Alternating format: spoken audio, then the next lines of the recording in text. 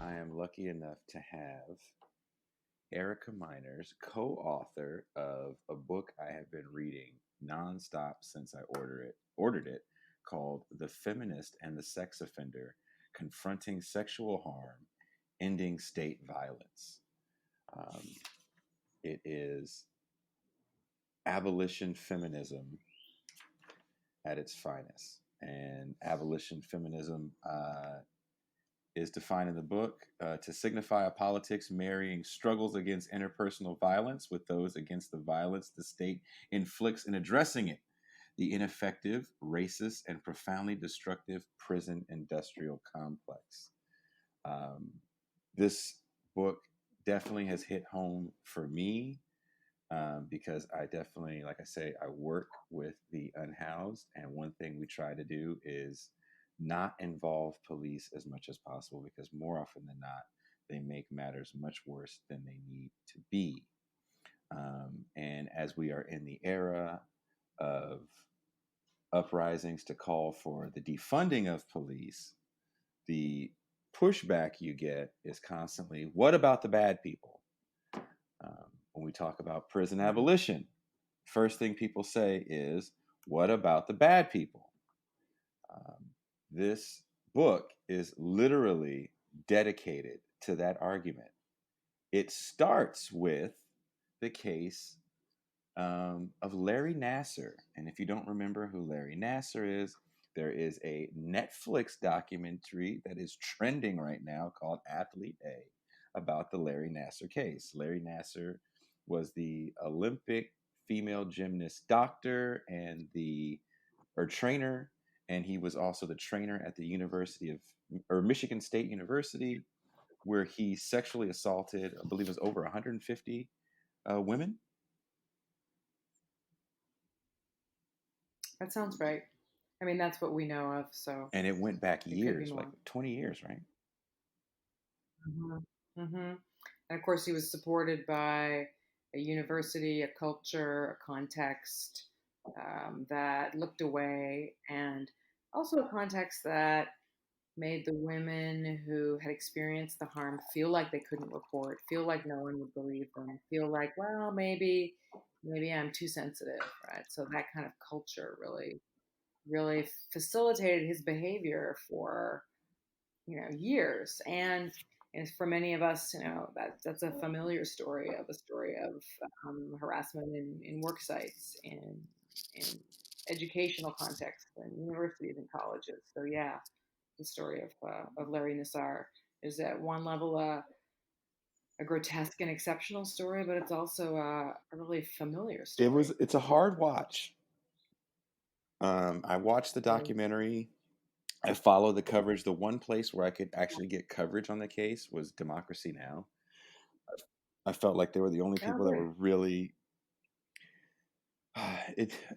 Maybe because he's not a household name, it felt like Mm. there was kind of a unified "f this guy," kind of like Harvey Yeah. Weinstein as well, because he's not necessarily a household name to most Mhm. people. Bill Cosby, there's definitely people on different sides of the fence. Michael Jackson, there's people on different sides of the fence. Um, but with Weinstein and Larry Nasser, it definitely was like throw him under the jail and put away the key. And he got a pretty hard sentence from the judge. And no one really said anything about that sentence. No one said, "Oh, no, maybe she's being too rough." I mean, in mainstream media for the most part. Yeah, it's a complicated moment because for many folks, in particular folks that have experienced gender and sexual violence, it kind of felt like, fuck God, somebody's paying attention, like somebody cares, like the state sees my harm. And the judge made a proclamation, at that trial, a very kind of condemnation of him as well. And I think that many audiences resonated with that statement that she made. You have a challenge I'd like to read. It's called the Me Too Challenge, and it was written by Mm-hmm. Kelly Hayes and Miriam Kaba. Am I saying the names Yeah, valued comrades. I follow them on Twitter. right? I want to read this because this really hit me. The Me Too challenge. This moment challenges those committed to transforming our carceral system, including people like us who are committed to justice for survivors of sexual assault and who also believe that prisons are the wrong answer to violence and should be abolished. We decry the system and advocate for change that is long overdue. Yet when that system ensnares people we loathe, we may feel a sense of satisfaction. When we see defendants as symbols of what we most fear, and that which we most greatly despise, we are confronted with a true test of our belief that no justice can be done under this system.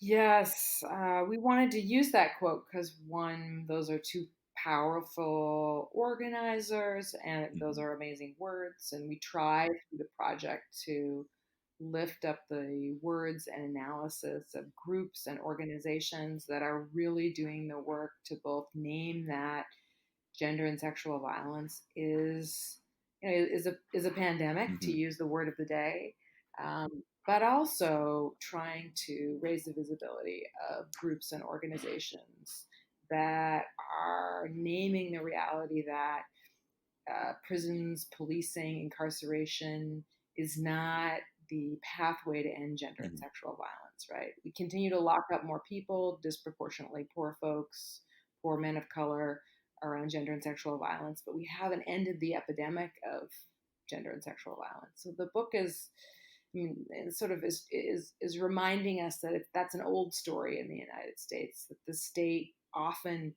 has promised, to address the harm that some women, particularly white women, experience, but hasn't really addressed that harm. Women and children experience the harm that women and children experience, but doesn't really, not only doesn't really address that harm, but actually creates another um, complicated and layered punitive system that does more harm, mhm, in the end as well. So here we have, gender and sexual violence, which is a problem, but we have the state coming along and saying how we're going to address gender and sexual violence is we're going to mhm. punish more people, we're going to build more prisons, we're going to put more cops on the street, but we know that that hasn't resulted in an end to gender and sexual violence, in particular for some of the more vulnerable members in our community, trans folks, sex workers, young people. Right, those communities in particular have never ever been served by the state response. So I think that's one of the tensions that we're trying to negotiate in the project and lift up, and folks like Miriam and Kelly and the many other organizations that are in the book are just a reminder that the book project, is really trying to lift up the amazing work that is on the go of communities and groups that are trying to build these responses to gender and sexual violence outside of a state Now, response. you guys, this book is relatively new. Yes, came out in a pandemic, perfect And I time. don't think you guys had a chance Yeah. to really rebut this because it's I don't know if you've been noticing in the news, as Joe Biden is gaining more traction as the Democratic nominee for president. Mm, One thing that does come up on his mm, very odious record is the 1994 crime bill. And a reason why he yes, pushes back on that and says, well, hey, it's not a bad thing because you got the Violence Against Women Act. Even Nancy Pelosi, yes, who I would love to see out of office, yes, go Shahid Buttar, um, yes. even said the same thing. She goes, hey, Violence Against Women Act. That's why we did it. And it kind of shuts people up when you say that because just that terminology, violence against Yeah, women, it sounds like you're yeah. protecting this vulnerable population of weak individuals. So you guys write a little bit about it, but again, I know you didn't get a chance to see all this that was going to get thrown out about the Violence Against Women Act in this election cycle. So could you speak on that just a little Yeah, bit, the Violence Against Women Act? great, yeah, great observation. And I also just want to flag that the only reason that Biden and Pelosi and, in the last election, which seems like a lifetime ago, the last federal election, the Clintons, right, had to have any kind of public reckoning for the enormous omnibus bill that was passed, supported by the Democrats, that put, more police on the streets than ever on the planet. And funded prison expansion and took away education and prison programs, and of course included the Violence Against Women Act. The only reason why those Democrats had to be accountable for that body of legislation is because of organizers, is because of young Black folks, because of the Black Lives Matter movement, because community-based organizations were calling them on the carpet for their complicity in pushing forward an agenda of what gets called mass incarceration. I prefer targeted criminalization as a language, because the language of mass incarceration sometimes implies it's kind of arbitrary who gets locked up, right? And it's not. We know that it's disproportionately poor folks, disproportionately people of color. We know that there's a connection between who gets punished in the United States and criminalized, and white supremacy and heteropatriarchy and capitalism, those 5-cent words, but I think really important. So I just want to acknowledge that the landscape shifted because of organizing. And your second question, which is a great question, around the Violence Against Women Act, I think that that my other comrade, Beth Ritchie, has a wonderful book that looks specifically at how the violence against women movement, how we might have, as she terms it, won the battle but lost the war, right? So she argues, with legislation like the Violence Against Women Act, we might have gotten the state to pay some attention to particular kinds of violence against women. So violence against heterosexual white women, the state might be paying some attention to, right, through legislation like the Violence Against Women Act. But we lost the war, she argues, in part because we lost the political and social movements that were actually interested in ending gender and sexual violence, right? So legislation like the Violence Against Women Act trains more cops to arrest to arrest people in situations, puts more money into policing and sentencing and prosecution, but that doesn't actually end the problem of gender and sexual violence. And then when we see how that gets played out, how training cops to address domestic violence, for example, gets played out on the street, is that the cops will go and arrest sometimes the perpetrator and the person who's experienced harm, because that's what they feel like they're trying to find the bad guy. So trying to find the bad guy, yeah. So that was kind of a long response to your answer. Hey, you got time. You wrote a book, so long response is what you do. I wrote a book. No, that actually just the whole thing, and I don't think people really understand, when police come to a domestic violence situation, when people are calling to defund the police and they're saying things like, "Hey, we don't need cops to come to domestic violence situations," I think the average John Q. public thinks that it's a scene from a Lifetime movie, and a lot of times it's not. Yeah. As someone that breaks up domestic violence situations probably on a daily basis, it's more complicated than people think, because when we talk about violence against women, we don't really talk about equality. And if you're a woman that has to depend on a man for housing or for paying your bills, it's hard to call the police and see him get taken away. And there's all kinds of situations where we have like kids that need to come into a facility because the mom left the boyfriend who wasn't the kid's father, who's like, well, now you got to get out because you called the cops on me for whooping your behind, and I don't care where the kid goes, so the mom can get housing, but the kid can't, and it's Yeah. way more Yeah. complicated. And police they're not there to help solve that problem. Law and Order SVU, people listening, is a show. It's a show I watch. But I definitely understand that it's just as much fantasy as the never ending story. Um, Yeah. and that's again, Yeah. that's why this book resonated with me so much, because these are things that literally I deal with on the daily, and you Yeah. can't really explain this to the average person because they just don't get it.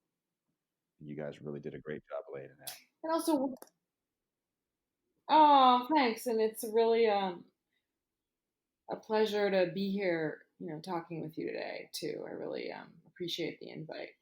I just also want to flag the enormous amounts of money that we're funneling into policing versus prevention or Hmm. resources or free childcare or free healthcare, right? Thinking about all the, I mean, Chicago spends, I'm here in Chicago, about 40% of its city's operating budget on policing, right, every Hmm. day, right? And those resources are then not available to support thinking particularly about these situations of domestic or interpersonal violence or intimate partner violence. We can use that language as well. And the examples that you offer, that sometimes, family and home life tensions and, um, you know, conditions are exacerbated by things like, a minimum wage Hmm. that's not a living wage, lack of free and accessible childcare, right?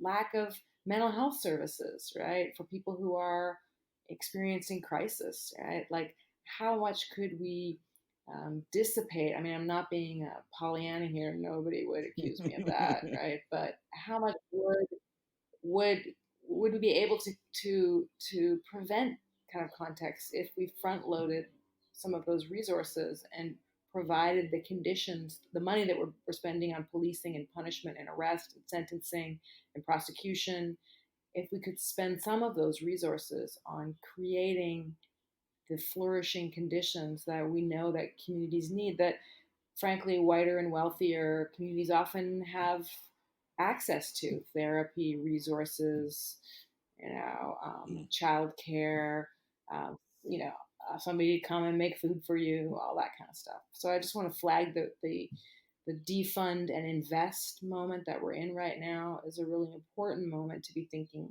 for all of us to be thinking about what makes our communities flourish. And I'm so happy that political movements in this moment that are really connected to long histories of people organizing, particularly the Black radical tradition, is really pointing to, we got to invest, in what makes our communities Are you flourish. afraid, to that point, are you afraid that the movement can get co-opted by a much more milk toast reform? So, for example, um, as people are yelling in the streets and destroying Capitol, like, we got to just abolish police, defund police, blah blah blah, and then you have like, we're changing Aunt Jemima. We need to defund Yeah. police. This is wrong. The carceral state is just destroying our community. You know what we're going to do? We're going to paint Black Lives Matter on the street and give you George Floyd Boulevard. Yeah. I mean, yes, of course, right? I was just on a, Chicago's trying to get the police out of the public schools, and we had a board of ed meeting, and before the agenda item on the board of ed about defunding the police, there was a vote about, introducing new military, programs into our Department of Defense run. Chicago has the most Department of Defense run public schools in the nation. And of course, it was like Martin Luther King, high school, was going to be converted into a Department of Defense high school, Erica, so, which isn't to can say you the hear me? military can't be an option for, well, the discussions about whether the military can be an option for people over 18 is a different story. But if we're saying that that's how young Black and Brown folks can get an access to an education at 13 or 14, right? It's completely unacceptable public policy decision. So yes, to your point, co-optation is always the history of social movements. The history is, is one where recognition, we're asking for redistribution of resources, of power, right, of fundamentally life pathways. We're asking for an end to premature death for communities. And what the state turns around often and does is feed our language back to us and gives us sort of tokenistic representation. I don't want to diminish representation. I felt a certain kind of glee when I saw the mayor of DC paint that right in front of what's his face's house right now, right in front of the White House. But I do think we want to keep our eye on the prize here, right? And know that the history of and become, again, I sound like an old people professor, but really pay attention to the history of social movements and know that when we're being fed the swap, the line, right, and I keep our eye on our demands about radical redistribution and reorganization of power rather than just the easy representation. And I think this will happen. The Chicago Police Department, for example, has been astutely aware of the need to repackage itself, reframe itself.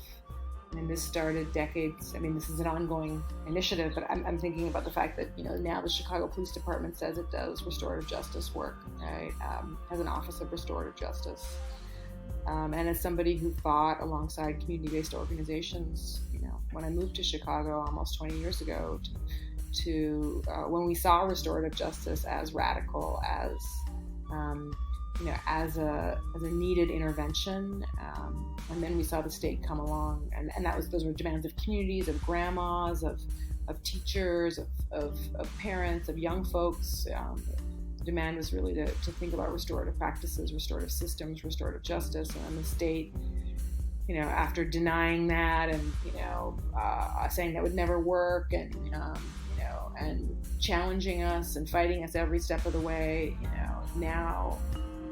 Chicago Police now does restorative justice work, right? So I think we want to be very careful and engage in sort of continuous and critical movement assessment to keep our eyes on the prize.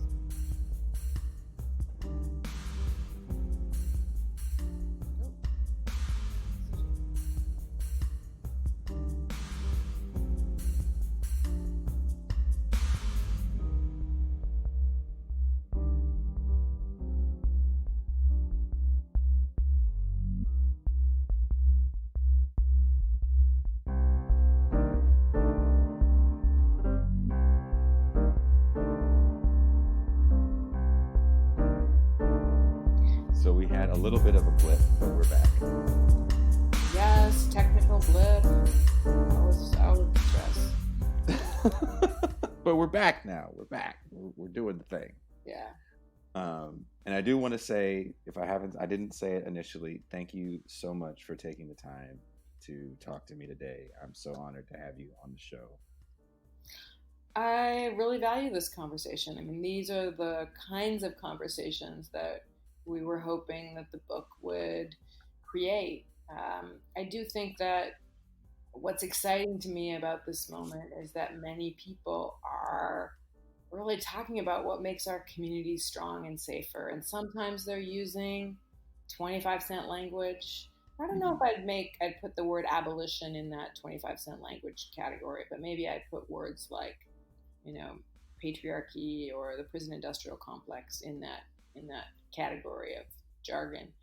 But I'm heartened, I'm moved, I'm excited about the fact that so many people are like, yeah, what does make my community stronger and safer? I mean, I've done different campaigns around jail expansion or pushing back on the construction of new immigration prisons. I think it's important that we call them prisons and not detention centers or facilities, right? And, door knocking and talking to people, asking people what makes your neighborhood safer, what makes you feel stronger. Sometimes the instinctive response is like, cops. But once you kind of start talking to people, they're like, yeah, my kid's school closed in the neighborhood. There's no jobs. There's no place, the park that I want my kid to go play at doesn't have any equipment, doesn't have anything. There's no organized kind of sports, or, my kid has nowhere to go after school or has to take 2 buses to go to school because they closed the local public school. I mean, people are not always right, right? But I think often the people closest to the problem, that old adage, have sometimes the best ways to respond to the solution. So if you stay with it, like these conversations around safety, like, yeah, I need a job that makes a flourishing wage, right?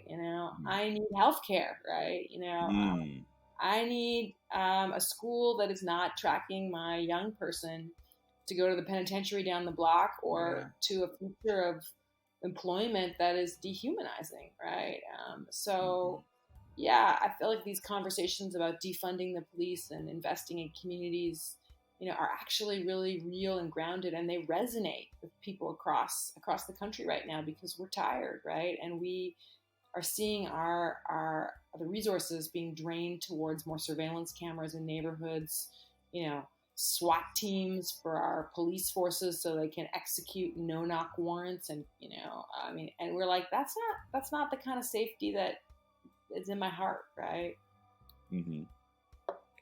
Now, I know you don't have much time, and I definitely wanted to get to this question because this is the question du jour when we talk about any sort of reform or abolition. Michelle Alexander wrote what I think is a good book, The New Jim Crow. And in that, she uses the term prison industrial complex, and definitely it talks a lot about nonviolent offenders.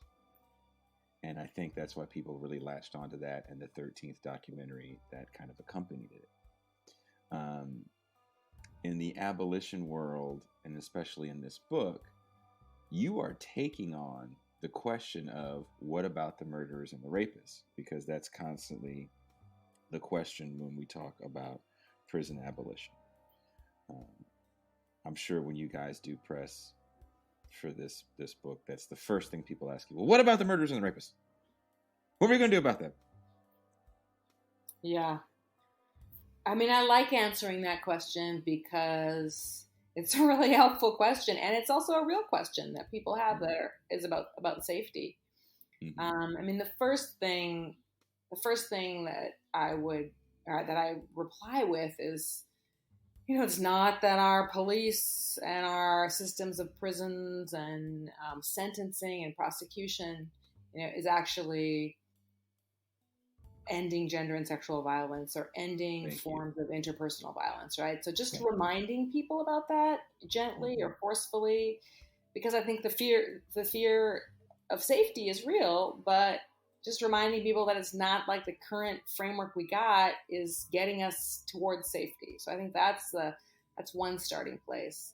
Then I think another response that is important to push is this distinction between violent and nonviolent offenders. Even that state language offenders. I think what one of the gifts of social movements, gifts of restorative and transformative and abolitionist movements, is just to ask us to step back a little bit and Mm-hmm. always pay attention to the way that a problem gets framed or the language that the state is using. So this, we've had a lot of conversations about, the nonviolent offenders and the violent offenders in this political moment around the criminal legal system. And I also like to use the term criminal legal system instead of criminal justice system because there's not much justice happening in our criminal legal system now. um, Mm-hmm. and like in my state, there's so many people that I think it's half the people in my state, Illinois, have convictions for what gets called a violent offense, and then they're iced out, they're axed out of any kind of potential reform or response that might allow them the opportunity to be accountable for the harm that they've done, to transform, right, to rejoin communities and rejoin families, to repair, to be part of a solution. So I really want to push us a little bit to not fall for the way that the state is creating these divisions between so-called nonviolent, crimes and violent crimes, and because I think that that not that the language of crime itself we want to kind of back up from as well. Not all harm, is criminalized, right? And not all that we see as a crime is actually harmful, right? So I think we need to kind of back away. Right. So that's a little bit of a meta there, kind of in terms of points to be thinking about. But I like to answer that question because it grounds us in an ability to build solutions. Like if we are actually interested in the rapists and the murderers, what actually would hold them accountable? What actually would stop them from doing that harm in the first place, right? What actually would meet the needs of the people who've experienced the harm, right? And once we start surfacing and putting those questions to the front, which is something that restorative and transformative and abolitionist movements continue to do, right? What is the person who needs the harm or experience the harm? What do they need? How do we hold the person who's done the harm accountable? How do we transform the conditions that made that harm possible? Then really what falls away, the criminal legal system kind of falls away because it's not addressing any of those questions. It's not offering responses for people who've experienced harm, right? It's not offering ways to hold the person accountable who's done that harm, right? And to get them to repair the harm that they've done, right? And also to transform the conditions that made that harm possible in the first place. So I think that that answering that question, what about the bad people, really offers us an opportunity to shine a spotlight on the system, on the system that's working precisely as it's designed to work, but is not actually addressing any of those core questions about safety, about accountability, about transformation that we really need to be addressing. Do you feel that?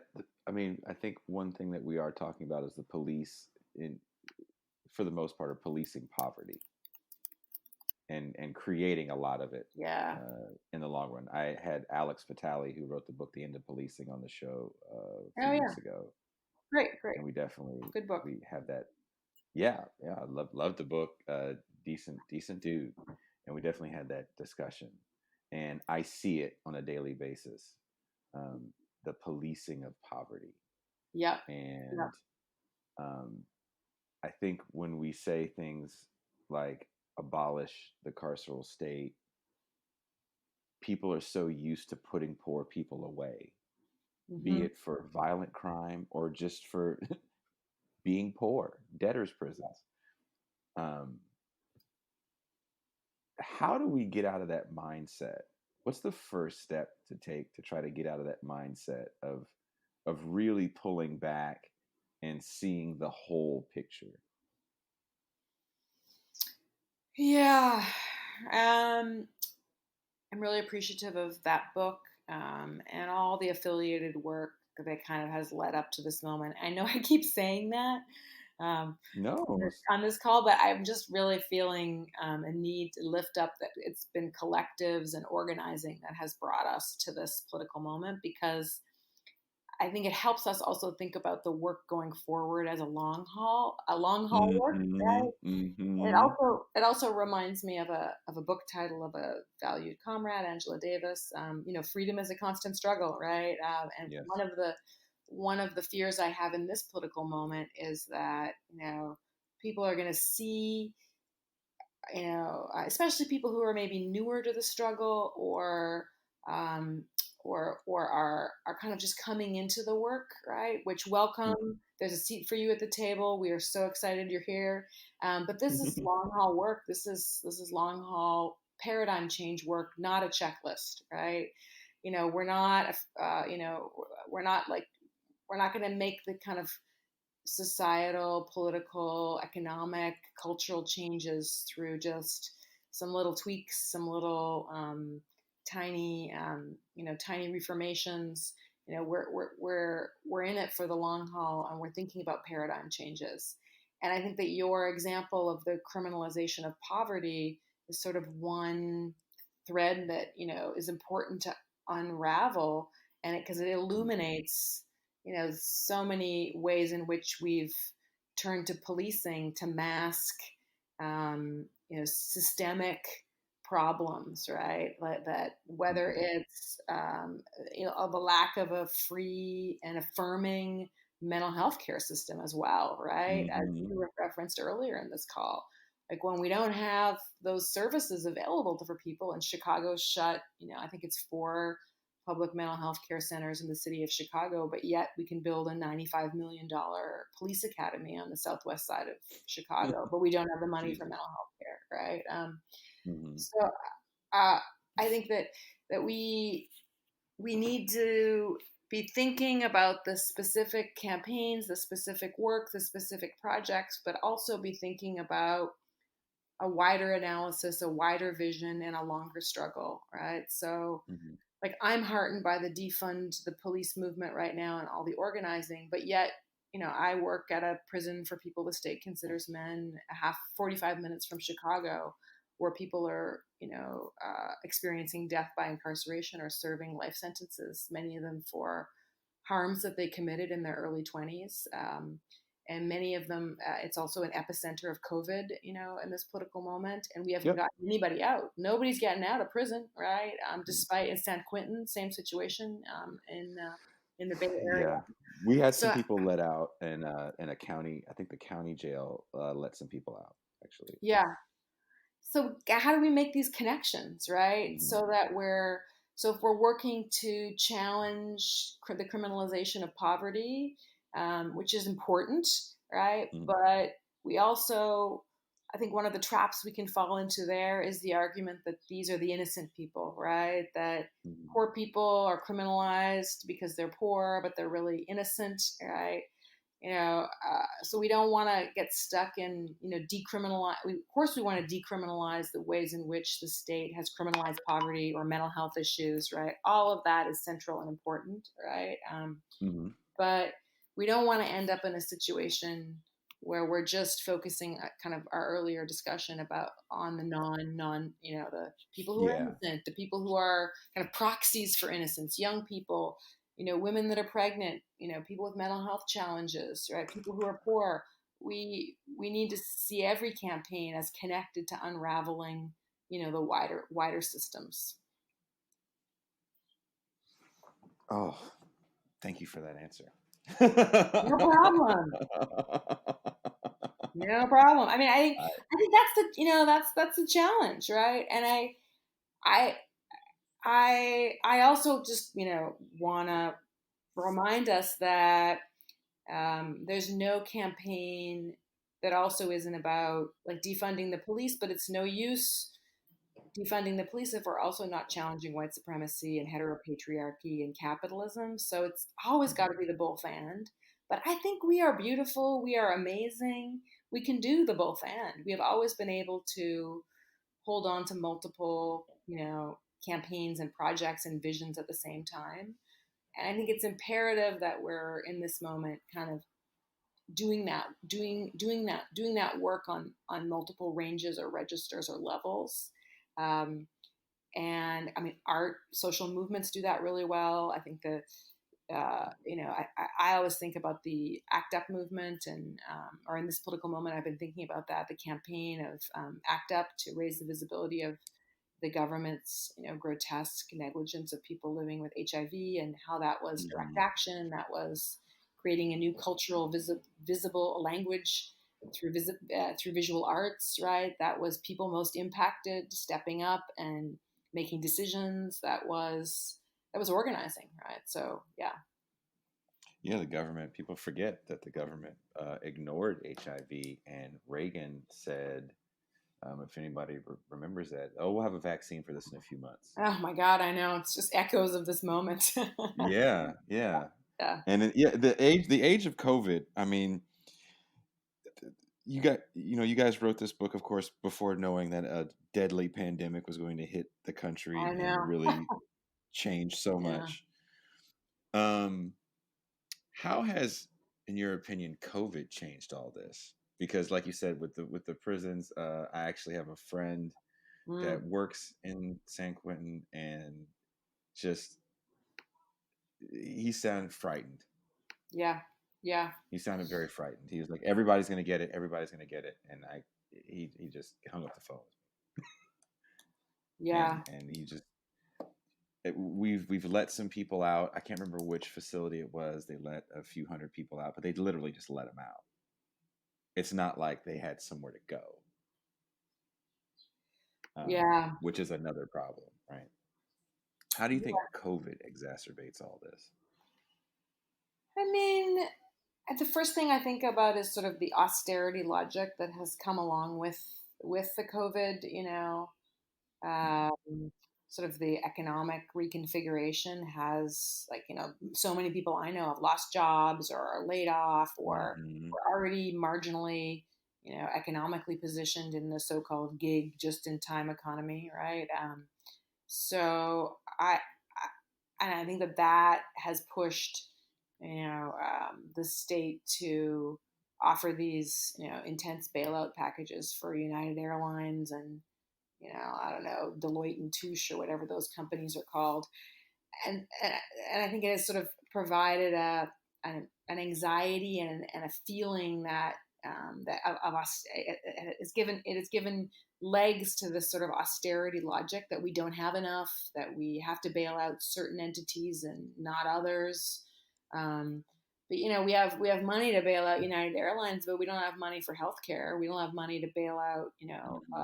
public school systems, right? So I think that COVID has really is providing the perfect opportunity for the state to reconfigure. I mean, crisis is always an opportunity for those in power to double down on the existing power lines, to double down on existing oppressive structures, and it's also the opportunity to see that doubling down and resist and crack it. So I think that we're that's the first thing I sort of think about in relation to this moment is this sort of crisis opportunity, but also risk. And my worry that we are falling into this austerity logic and the same old stories, the same old narratives are being reproduced. And I think that's sort of, we see that with this sort of like turn to law and order. Like, we need the police to be social workers,